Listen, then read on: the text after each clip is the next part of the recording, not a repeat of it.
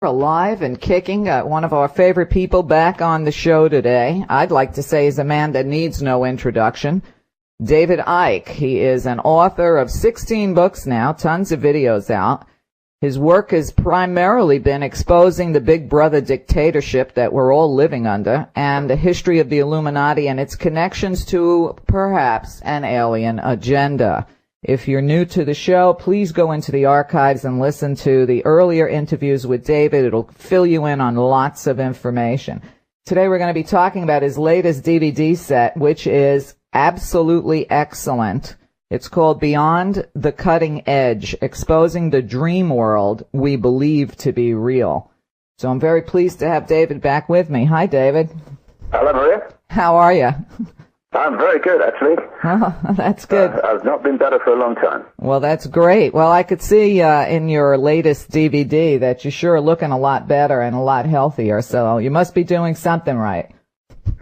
Yeah, well, you know, when you carry enormous amounts of emotional baggage, and you can't do what I've done for the last 20 years and not pick a lot of that up, then it has an effect on your health, and my health went through a really, really bad phase. I was not in good shape, and this is about maybe a year ago, maybe a bit further back, but a year ago, about this time last year, February last year, my health was really not good. So I decided I had to do something about it because, you know, you can't carry on doing what you're doing if your body's giving up.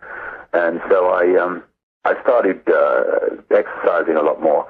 And more than anything, I ditched all this kind of emotional baggage. When I say all, I mean who ditches all, but enormous amounts of it. And it allows you to see with greater clarity because you're not filtering it through that rubbish. Mm-hmm. And also your health improves because the energy flowing through your body computer, as I would say, is flowing with much more harmony and much more smoothly, and your health improves. So yeah, I'm feeling really great. I mean, you know, my arthritis, which I've had since I was 15, gives me some jip here and there, but my general health and well-being has not been better for a long time, years really. Right. Well, I guess that's testimony to truly understanding what Buddha said about detaching from your emotions. Yeah. You know, that was a hard lesson for me to learn because I said, well, but we're here to be emotional creatures. But I understand now what he's talking about is basically not letting your emotions run your whole life. Well, you know, the whole area that my work has gone into is focusing on this and from a wider perspective, what is us and what is not us. I've been through the 5 sense level of the conspiracy, banking scams and political scams and all that stuff, and engineered wars and agendas for global fascist states. And I still do that. I mean, I still talk about that, and I'm talking in Los Angeles, not this weekend, the weekend after, and I think it's the 14th to the 16th. And at the Los Angeles Airport Hilton at this conscious living conference. And there I will cover this whole thing about what's going on and the fraud that is Barack Obama and all that stuff. But my life took me into that, and then through that into the, as you said in the introduction, this interdimensional connection, which people would call extraterrestrials. I call them interdimensionals. Mm-hmm. But since about 2003, my whole the synchronicity of my life has been guiding me more and more and more into the nature of reality itself, and this is where the keys lie. This is where the key to change lies. You cannot change something if you don't understand what you're trying to change. How can you change something when you don't know what you're trying to change actually is?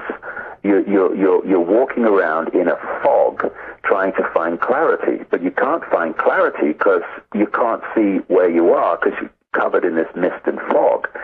And as my journey continues, the mist is clearing in so many areas. It's not cleared totally yet. There's always more to know.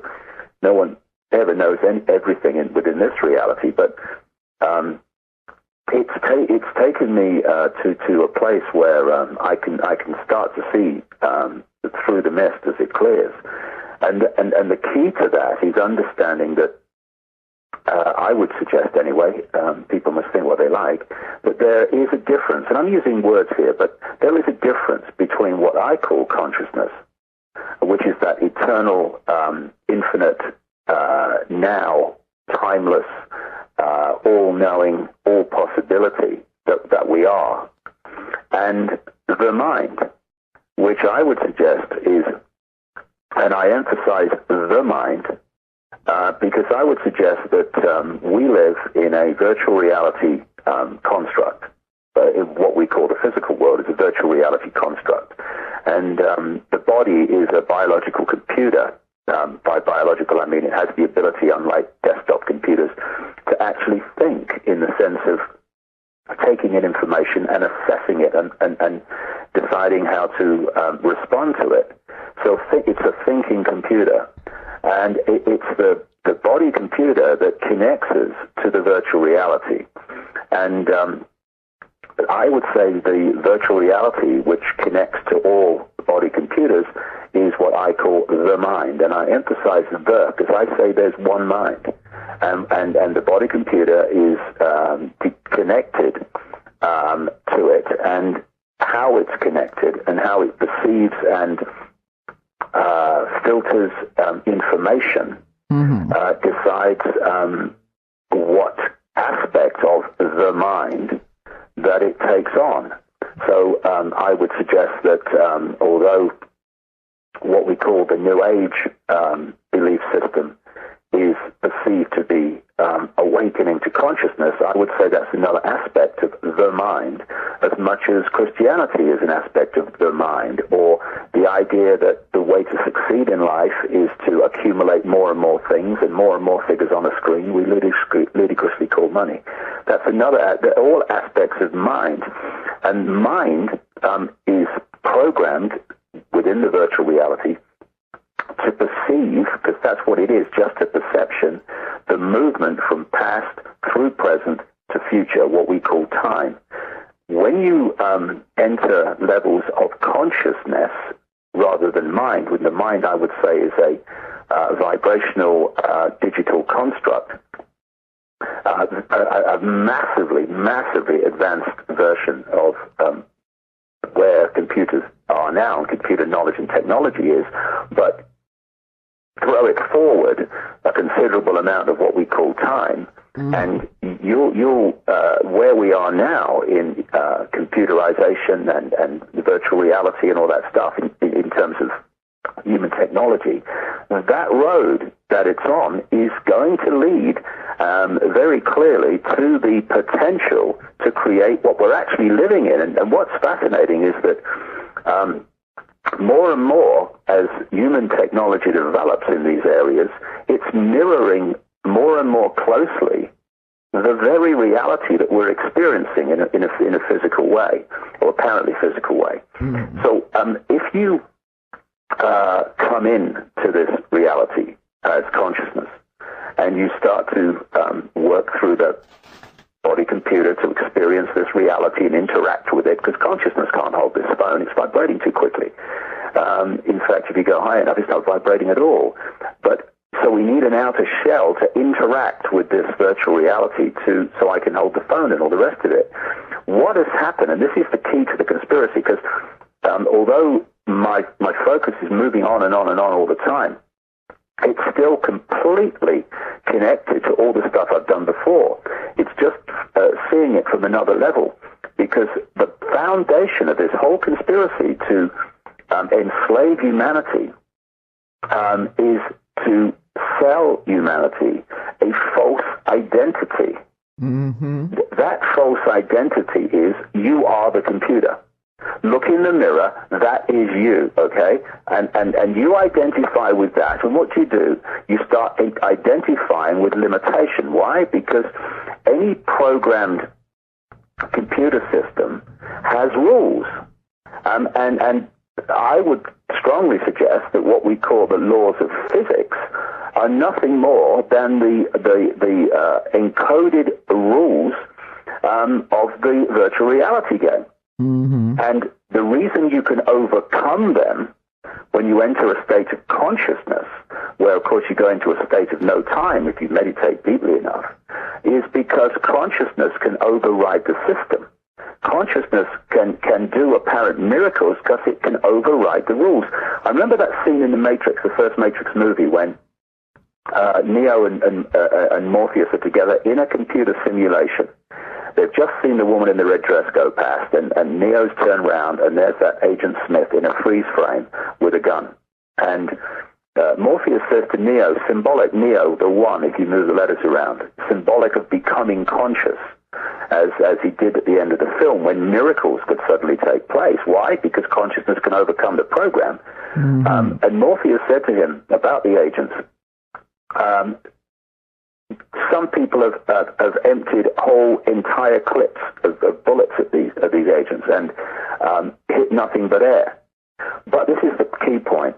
But they still live in a world based on rules. In other words, they're still in the virtual reality, although they are a much more advanced potential program within the virtual reality and understand it far more than the mass of humanity from which it is kept for reasons of enslavement. And the Morpheus character said because the agents still live in a world based on rules, they can never be as fast or as strong as you can be by becoming conscious and going beyond the rules and regulations of the program. So this is the kind of area there that I'm going into massively now, because this is where the key lies. The key to breaking the false self-identity of this body is me, I am Charlie Smith, I am Ethel Jones, to I am consciousness, and Charlie Smith and Ethel Jones are my experience within the virtual reality. They are not who I am. And when you move your point of observation, your point of perspective from I am my body to I am consciousness having an experience, everything shifts, and you start to see things you couldn't see before, and you start to have the ability to do things and make things happen in a way and draw things to you in a way you couldn't before. Well said. I'm sure you're aware of all the different protests going on worldwide because of the economic collapse of so many countries globally. Do you think that these people that are out protesting and putting their entire country on strike, do you think that they are raising their consciousness? Or do you think they're reacting to the Matrix? Well, overwhelmingly the latter, because again, I could talk about this on so many different levels because there are so many different levels of it. If you take the here and now everyday experience level, what's happening, and it was in my books all those years ago, is they're crashing the global financial system so they can replace it with the global centralized structure that they've had in the background waiting for the excuse to introduce it, which is based on a world central bank that would dictate all global finance, and to replace all currencies eventually with a one world electronic currency and no cash. Now, of course, there are massive implications for freedom in that, because at the moment, if the computer system, i.e. your credit card, says no, you can still pay cash, take cash out of circulation, and the computer controls your ability to purchase. That's the whole idea of it. It's about enslavement. But you need an excuse to introduce those kind of extreme measures, and the excuse is the crashing of the global financial system. And one of the things I've been using to symbolize the situation recently is a controlled demolition of a building. When the charges go off initially, there's a problem because you can see the puffs of smoke coming out of the building. But then there is a bizarre split second when nothing seems to happen and nothing seems to move. And then the building crashes very quickly. In terms of the economic crisis globally that we're seeing and realize there's a problem, we are in that split second now. The building hasn't fallen yet, but it's designed to, because the charges have gone off. The engineered manipulation of the financial global system has now happened. The charges have gone off. We can see there's a problem, but we ain't seen nothing yet. And what is designed, we're already seeing it, to go along with this, because this is a multi-leveled attack on human perception, is to make things so bad that there are mass protests. They're expecting mass protests. I know this from people I've met.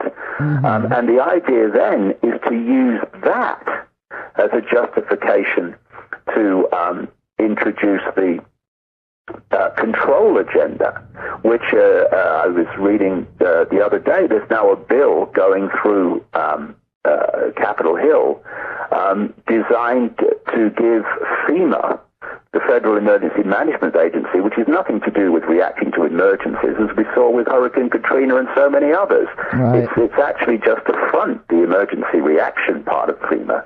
It's actually, it in actual fact is a very sinister organization, which is running the concentration camps, the holding areas, for herding the people in who they want out of circulation when all this kicks off. And this bill going through Capitol Hill is to give FEMA, because of its wording, an open sesame to doing whatever they like with these so-called holding centers. What they're calling them, and of course, people have been warning about this. A few people have been warning about this for a long time, that these concentration camps were being prepared and created. Right. And now they've hit the surface officially as places for people to go in states of emergency or states of economic or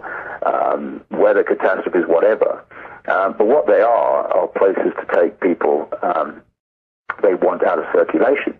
Now, so going back to the question about the protests, in so many ways, when people stand up and protest en masse, they are, in this situation, walking into the trap that's been set for them.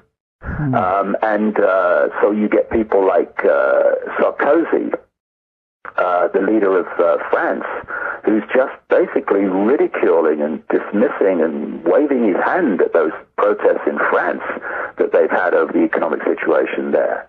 What we need to do, I would suggest, and everybody must do what they feel to do, is not protest. Stop cooperating. Stop cooperating with the system, because without our cooperation, it cannot function.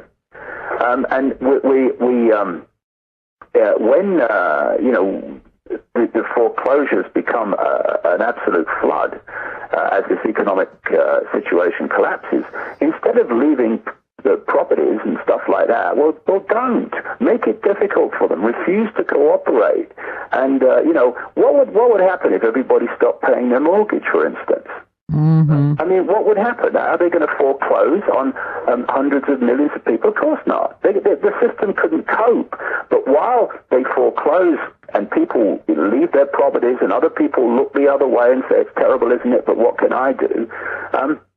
They're picking off the few, and they can cope at that level. Right. They can't cope with people refusing to pay their mortgage. They can't cope with people refusing to pay their taxes, refusing to cooperate with a system in an endless number of areas where it's possible not to cooperate, which will bring the system down and stop these people functioning. The system will come down. Well, this is the idea, to crash it, to create tremendous economic suffering and problems and chaos, and to replace it with a system of total control on all levels of your life, including financial. Now, we have the opportunity now, as this system collapses, to not go to that stage, but to stop cooperating and start going our own way. Mm-hmm. People can create their own local currencies. I mean, there's a system came across a long time ago when I was in the Green Party in England in the 80s, which people have found successful. The LET system, the local exchange and trading system, where you invent your own local currency. It doesn't have to exist. It's just, in theory, you can run it through a computer. And you say you invent a currency called the Sedona, and that and people accept that within the Sedona area for exchange of services and labor. Because what happens when there's a financial collapse is not because people suddenly don't want to work or people don't want to have a home anymore or anything like that. It's because there's not enough units of exchange, which we call money, to exchange between people to allow that economic activity to happen and therefore people to continue to work and have a home. Now, the only alternative to that is barter. Now, barter is very good. I'll do this for you if you do this for me, but it's very, very difficult to get barter exchanging in a smooth way, because if I'm trying to barter with someone who's a house painter and I don't want my house painted, well, the barter ain't going to work. But if you have this invented currency where, say, I want someone to come and do my garden, and I would agree with him, say, 200 Sedonas to do it. Okay. I then contact the people that are running the system, and I say, put 200 Sedonas in the computer on behalf of this gardener. Take 200 and get it in my account. Now, I have to contribute to the community in some way, or do a barter exchange with someone, but a more smooth and efficient way of barter through this system I'm talking about, up to 200 Sedonas with my input, with my skills, and I then have a nil debit. I paid back by doing work for someone else what I paid the gardener to do work for me. And these systems work, and they always come to light when there's a massive economic problem. And that's what we're heading for now.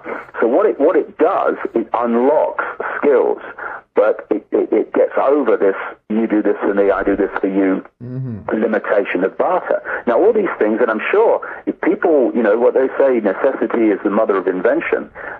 If people just change their focus to, oh my God, it's terrible, oh, what am I going to do, to, okay, we're in this situation, let's use the initiative that humans have shown so many times before in different states of challenge, to say, okay, how do we overcome this? How do we overcome this? Not how terrible is it, how do we overcome it? And that shift of focus will bring about other ways of keeping economic activity going and keeping people able to live that are probably better than what I've just described. That's just one example I've come across that people have found to work. So it's not so much the problem, it's the way we look at the problem. And if we look at it as a disaster and everything's terrible and it's all going down, then we're not going to use our true potential to overcome it. And in overcoming it, going down a different road to the one that we've been going down all this time, from being slaves to the system to taking control of our lives back. And this is all possible because, I think the Chinese have a word that means both danger and opportunity. Whatever that word is, we're there. Right. And we can take it as an opportunity, or we can go down, oh, it's terrible, and in which case, if we do that, then they will replace the system they're collapsing now with a system of total control. It's just a choice, and we're at the fork in the road big time now. Right. I meant to ask you if you got a chance to see the Super Bowl. No, I saw it with hindsight when a very sad and distressed barman told me that Arizona had lost very late on. Oh. You can actually see the Super Bowl now. Well, what was interesting, I had just finished your DVD, which, by the way, I recommend everyone out there get and watch. It's 7 hours of perfection. I had just finished watching your DVD and decided to see where they were spending $240 million on advertising on the Super Bowl. And they had an ad for Hulu.com, which shows television on your computer. Alec Baldwin did the ad, and it was so in your face at the Super Bowl. He said, TV turns your brain to mush. When your mush brain turns as mushy as a banana, we scoop it up and eat it out because we're aliens, and that's the way we rock. Whoa. And I thought, wow, with one of the biggest TV audiences ever, here they are admitting right to our faces that they have control over TV, that TV's goal is to turn your brain to mush, and now they're moving that mush onto your PC so you can't escape. But then when he said it's because we're aliens and that's the way we roll, I almost fell over, David. Oh, I'd love to see the copy of that. Yeah, one of my friends said they obviously are airing it on television, but I don't have television, so I was pretty interested to see it during the Super Bowl. But it might actually be up online. Who knows? If I can find it, I'll send it to you. The thing is that they are reaching a stage now when it is becoming more and more open. Because they think they've done it. They think they've crossed the line. But they only cross the line if they keep people in a state of mind, the virtual reality perception of reality, not consciousness, which can see through it. And the other thing about consciousness, when you become conscious, your whole perception of life changes. When you're in the virtual reality, and that's your point of observation, you're in this world and you are of it, you see life not in terms of limitation, but you see life in terms of 70 years and 10. It makes people frightened of death because clearly the body dies, and if you identify with the body, then you're going to die.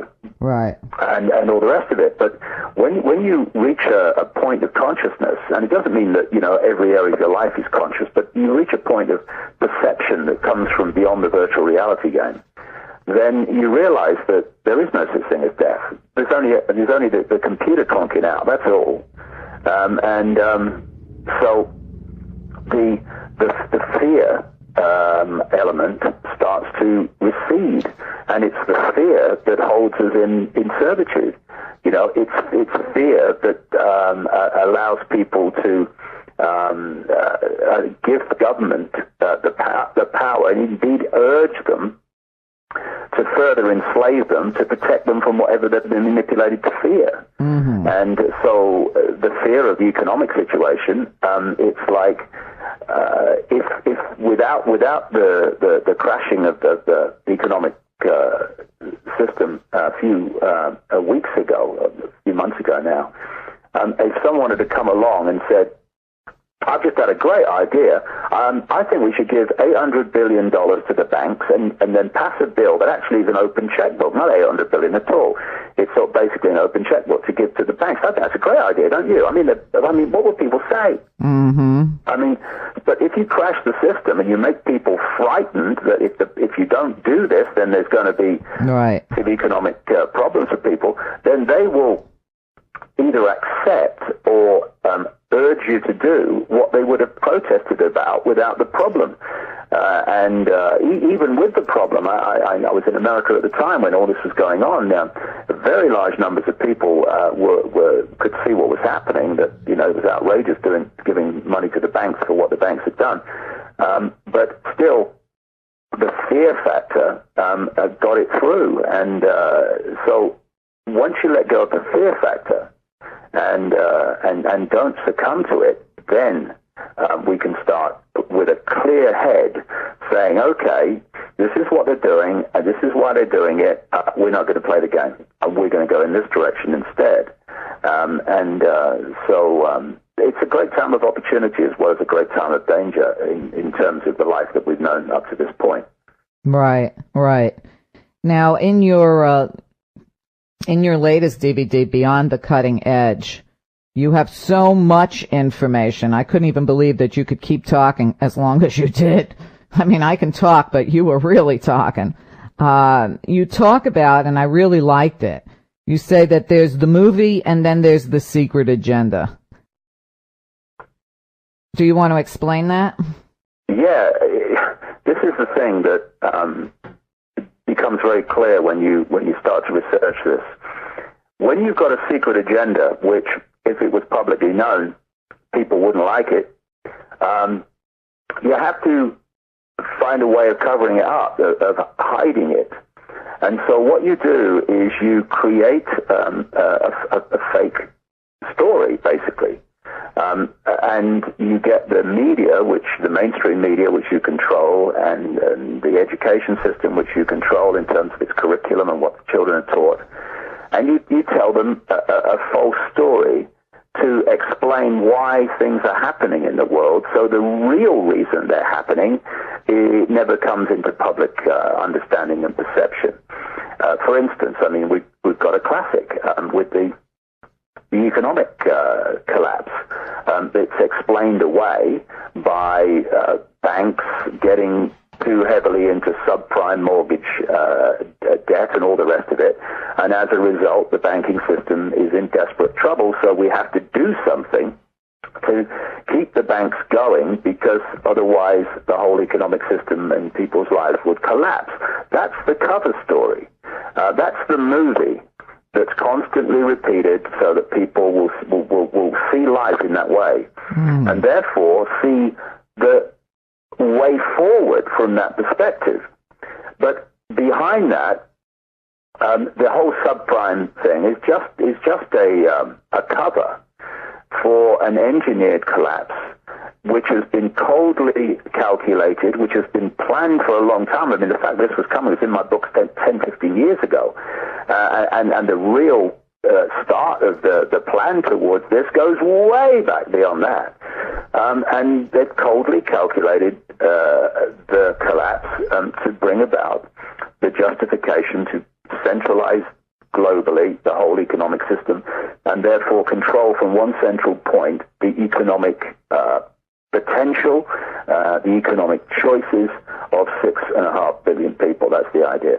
Right. And controlling every country through finance, controlling every person, therefore, through finance, from a central point.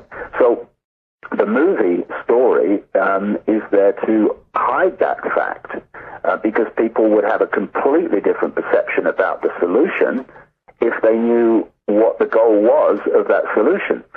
And in every area of our lives, whether it's engineered wars, what governments do in their infinite ways, and Barack Obama is a wonderful example.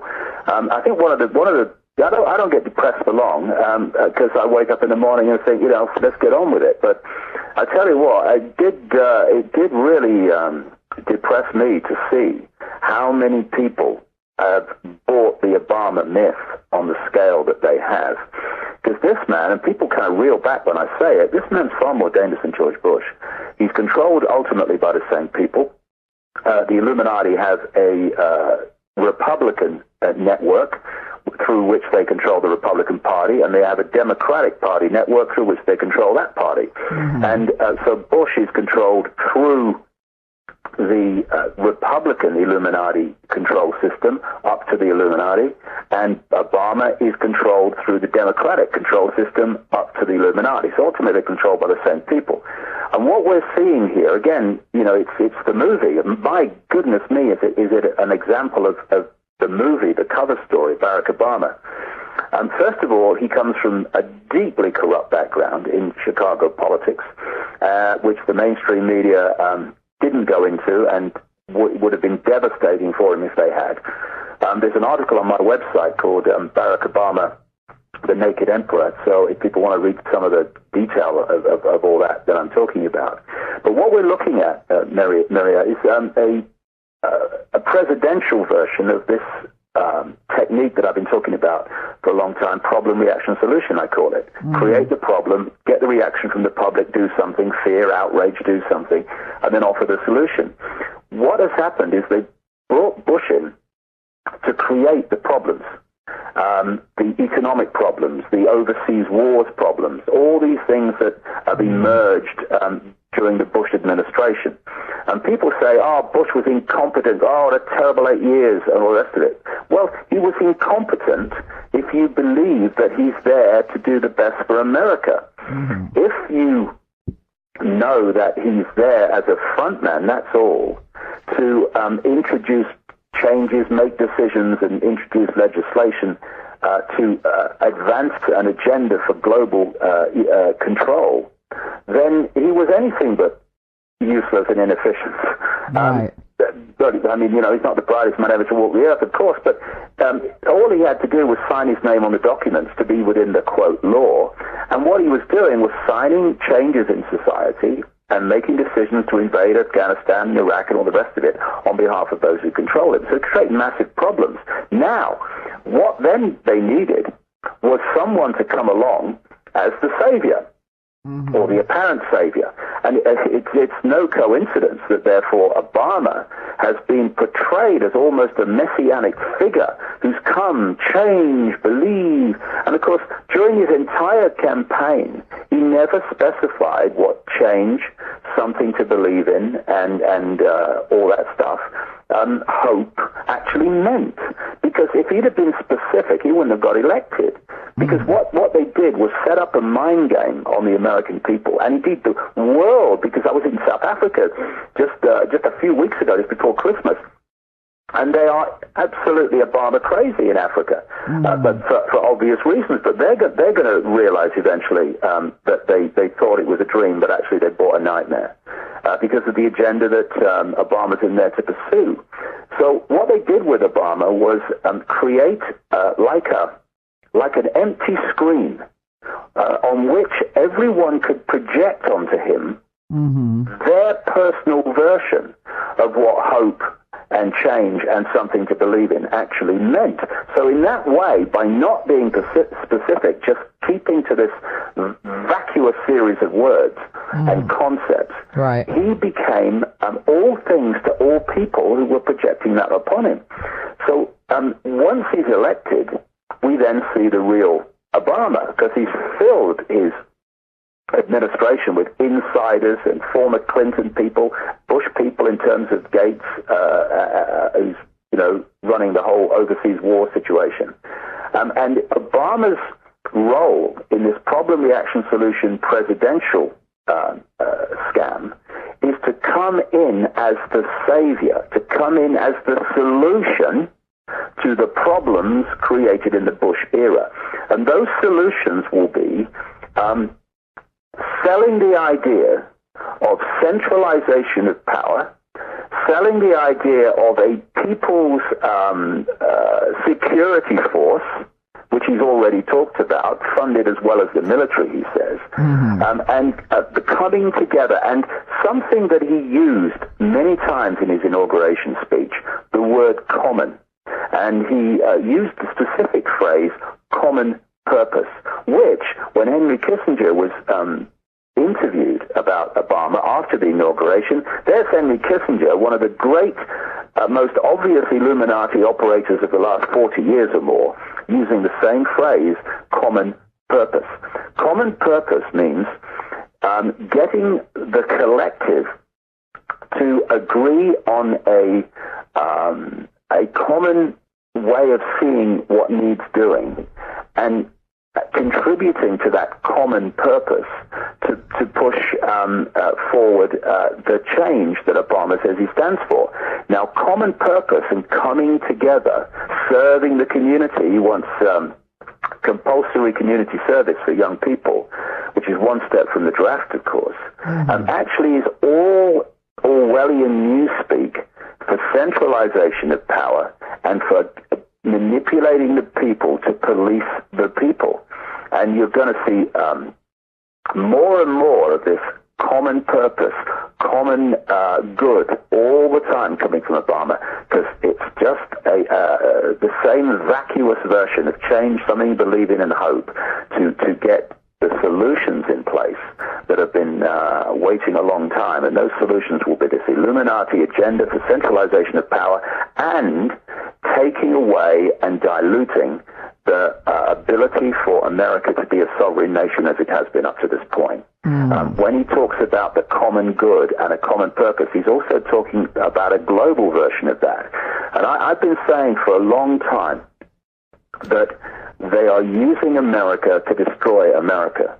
And for this reason, if you want a world government which has total dictatorial powers through a world central bank and a world currency and a world army, which is what they want, and are developing all the time through NATO and the UN peacekeeping operation, then you cannot possibly have a superpower in that situation that has the economic and military might to say to the world government, we're not doing that. So what you need to do on your way to world government is to destroy all the superpowers.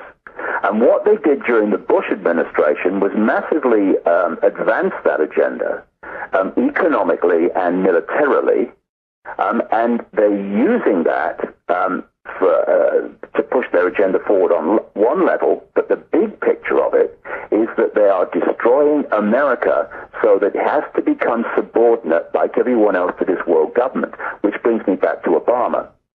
Obama will be pushing this agenda as the years pass of more and more American sovereignty being diminished. And the man behind Obama, the main man behind Obama, is a guy called Zbigniew Brzezinski, who was the national security advisor to Jimmy Carter. There is this myth that is a head shaker for me, that Barack Obama is against war. No, he is not. He made one speech against the invasion of Iraq and has since then voted with Bush on legislation relating to the war in Iraq. And there's even doubt about the speech itself in terms of some of its content. But so he's kind of lived off that and pulled a lot of the left and the peace people in by being apparently anti-war. His first decision in office after the inauguration was to say yes to the bombing in areas of Pakistan by the American Air Force, which killed civilians. So we're off again here. He said he would have no problem using force against Iran in certain situations, etc., etc. And he's not going to be a president that is for peace and against war when the man behind him, his mentor going back to the 80s, Zbigniew Brzezinski, is in place. Ironically, and there's many ironies to Obama when you start going deeper, he is proposing to increase the number of troops in Afghanistan, this man's against war, so they can bring an end to the Taliban. That's the idea. Well, what about this irony? The man behind Obama, the man who's orchestrated his career, along with a guy called George Soros, the financier, who is hardly humanity's best friend, Zbigniew Brzezinski admitted a few years ago in a Paris magazine that when he was national security advisor to Jimmy Carter, he set about a plan to destroy Russia, or the Soviet Union as it was then, as a superpower. He wanted, he said, to give them their Vietnam, which would bring them down. What he did was he started, this is all from his own words, this is not me surmising, he started funding and training people in Afghanistan to start to undermine, through what we would call today, and he would call today, terrorism, the government in Kabul, the Afghanistan capital, that was at that time a satellite government of the Soviet Union. And he let it be known to the Soviet Union, to those various channels and ways, that this was going on. So what the Soviet Union then eventually did was invade Afghanistan to protect the Kabul government, its Kabul government, against this gathering, quote, terrorism. And that was exactly what Brzezinski set out to do, and he achieved his end. An end that included the death of 1 million Afghans, incidentally, but he didn't seem to be very fussed about that when he was questioned about it. And what then happened is those, quote, terrorists that he trained and funded then became known as the Mujahideen and eventually the Taliban. And what happened during that period that followed is the American security and military, and of course insider government, brought a guy called Osama bin Laden out of Saudi Arabia, one of many 51st states of the United States, Saudi Arabia, and they made him the front man and focus of the resistance to the Soviet Union in the occupation of Afghanistan as part of the Brzezinski plan, starting with Brzezinski, to cause as much grief as possible to the Soviet Union in Afghanistan. Right. So that whole thing was set up, and Obama was brought, Osama bin Laden rather, was brought over to Afghanistan as the front man for that resistance. Eventually, the Soviet Union left and collapsed into its constituent parts in many ways as a result of that. Right. And what was left was the Mujahideen, the Taliban, and Osama bin Laden, who were then used for another part of the game, which is to be the terrorist threat that has justified the Orwellian surveillance control society coming in. And it was all created by the American and British authorities. And Brzezinski was absolutely at the heart and the start of it. And this is the man behind Obama. Now, what Brzezinski wants is a war involving Russia and China. He wants to have confrontations with China in Africa, where there is now a massive Chinese influence and presence and gathering all the time, which is why people in Africa are jumping for joy at a black president, actually a half-black president in America, coming from Kenya and all the rest of it. They're going to have a heck of a shock because of Obama. See, Obama's perfect for all these different elements of this plan. That's why he's been brought through like this. Obama, being of Kenyan origin, only one generation back, has a tremendous potential to get Africa to do whatever he wants, and tremendous potential to influence what African governments and people do. Do you think he has part of the Brzezinski plan to use Africa as a confrontation point with, for instance, China? And so all these people that have given so much of their, hope, right, with Barack Obama are destined to be very, very disappointed indeed as the years pass, because the man's a fraud and a fake on a monumental scale. Well, I'm going to take a short break, David, but maybe you could think about this next question while we're on break. Do you think Obama has the potential to be world president? I'm speaking with David Icke. Get over to davidicke.com. Okay, I'm back. I'm speaking with David Icke. If you're not familiar with his work, get over to his website, davidicke.com. And if you want to really get it all in one place, it's a 3 DVD set. It's quite excellent. Beyond the Cutting Edge, exposing the dream world we believe to be real. And it's something you really should have a house party and share it with all your friends. Maybe do it over a long weekend. David, before the break, I asked you if you think Obama has the charisma. You know, his charisma is kind of scary to me on many levels, to become world president. Well, funnily enough, when I was in England, before I came out to America, someone was actually saying in a television discussion program that they wished that Obama was not just president of America, but was president of the world. Yes, I saw it. And they definitely want, with this world government, a world president. You know, this world government would be a structure that would dictate to the world as country governments currently dictate to the country. In the European Union, for instance, which is the next level up from country government. And of course, they want the North American Union here with Mexico and the United States and Canada to be a mirror of the European Union, and Obama will be pushing that without any question at all, and he will be using common purpose, coming together, and all that stuff as the justification. But so in the European Union, they're now introducing a situation where they have a president of Europe. All these kind of structures kind of mirror each other as they go up higher and higher into more and more concentrated global power. So they definitely want a world president. And Obama, well, you know, he's flavor of the month in the world at the moment. And I must say that from the first moment I saw him, when he was just appearing out of the mist at the start of the campaign against Hillary Clinton, he did not strike me for 1 second as a man of charisma.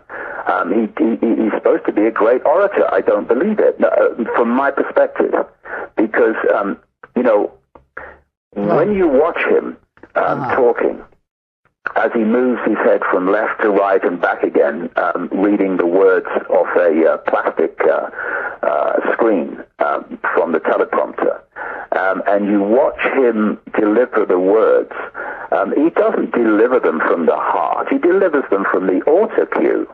And you can see the way he moves his body, the way he will turn his head and look directly at the camera, the only time he doesn't look at the auto cue, to deliver a specific line. And, you know, I've been talking from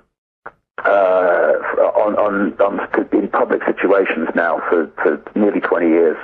And I could tell you that when you're really into it, and you're coming from a space where it's just coming out, you do not have any thought whatsoever about where your head's looking, what your body language is, where you're looking at a certain point, how you deliver the line, and all that stuff. It just flows out because it's coming from within somewhere. Right. When I watch him, it's all external. The words are written for him, and he's delivering them like an actor. It's just that he can speak words more articulately than Bush, who, you know, had a real problem with that. And so, by contrast, Obama looks so great. And the other thing, and I watched this during his inauguration speech, is that he delivers in a particular pattern. Again, all rehearsed and all trained and developed as his career was being developed by these hidden people to bring him forward to where he is now. And the more I watch him, the more predictable and boring it becomes, because the delivery is all the same. And there's a point where he'll go into the firebrand Christian speaker in the church mode, and then he'll go back to his, predictable delivery. Mm-hmm. And I think the more people that hear him continually playing this tape or record stuck in the groove, the less that he will be able to apparently have this charisma that people see. And people see it because they tune into him on a certain level, so they feel that energy and they think it's charisma. If you tune into him on another level, he's just a vacuous windbag with a personality that is very flat for me. And basically, he's had a charisma bypass at the level that I interact with him. Right. Well, he does have, I would say, a hypnotic effect on people around the world. I don't remember the entire world celebrating any U.S. president as long as I've been alive. Yeah, I can see that. And two things to that. First of all, his greatest asset is he's not Bush.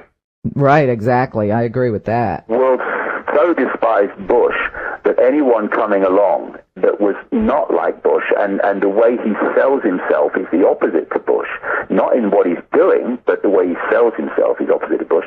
So there's a massive, immediate boost to him all around the world in terms of support.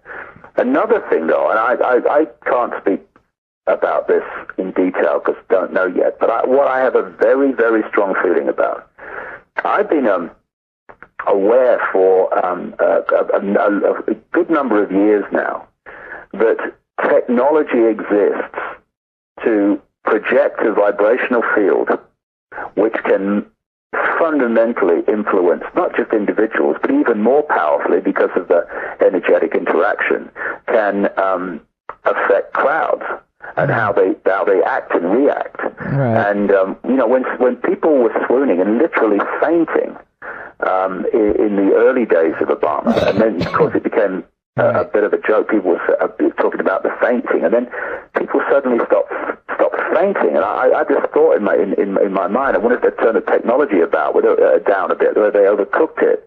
And it's just that when I look at his charisma as a person, and I look at the effect, you absolutely rightly stress, the effect he has, not just on the enormous crowds that he's talking to, but also around the world. The charisma of the man is simply not powerful enough to do that. So what is it? What is it? Who knows? It could be that they are changing the vibration of people through their cell phone towers, microwave towers, HARP, etc., into just swooning. It's odd. You still with me, David? Okay. Okay, here we are. David, we're pretty much almost out of time, and you're always welcome back on the show anytime at all. What do you suggest the listeners do? I mean, I know people out there want to have hope. They want to believe. Kind of reminds me of that line from X-Files. When the truth is out there, we want to believe. Do you think that the best thing people can do is, instead of putting their hope and faith on a president or anybody else, to awaken themselves and realize who they are? Well, that's absolutely fundamental. When you're faced with economic problems and military problems and this problem and that problem, you tend to look for physical solutions to what appear to be physical problems. All these problems, all these things about this world, this virtual reality world that we don't like, have one common cause. The world is not conscious. It is in mind. It is in the program. It is following the program of the virtual reality which runs through the body computer. Mm-hmm. So the answer to overcoming that has to be one thing from which all else comes, and that is we need to become conscious. We need to move our point of awareness from I am the body, I am the reflection in the mirror, to I am eternal consciousness. All that is, has been, ever will be, all knowing, all possibility, that always will be, and is operating outside of this virtual reality computer program. So it's all about point of awareness, point from which you observe things. If you observe them from the body level of reality, you're in the game and you're off the game. How the heck can you be anything but totally confused and totally controlled by the game? Once you move your point of observation to I am consciousness outside of the game, then everything in your life starts to change. You don't just transform in 30 seconds, although it is possible, but you start to move, you start a process. There's been a shift in your perception, therefore there's a shift in your energy. And what is energy? Energy is awareness. And as you move that point of observation, you start to see yourself and the world in totally different ways. You know that this is just an experience. It's not something that you are, it's something you're experiencing. That immediately takes so much of the stress and fear out of what you're doing and what's happening to you, because you know it's an experience. It's not an end in itself. It's not an it, it's an experience. We are consciousness. And from that level of awareness where, they have people in some businesses that they call big picture people. And they're the ones who look for the overview, because everyone else in the business is absolutely so focused on their individual contribution, they can't see the big picture of where the business is going. So they have these people that just take an overview and see how it all fits together. Mm-hmm. That's what consciousness does within this reality once we start to move our point of self-identity to I am consciousness, I am not whatever my name is, whatever my body is. And from that higher point of observation, you then start to see the way out of situations in your life which before seemed to have no answer. They seem to have no answer because you were observing them from the place where the problems were created within the virtual reality. When you come from a point of view of consciousness, you suddenly see, you see ways out of situations that you face and challenges you face collectively and individually.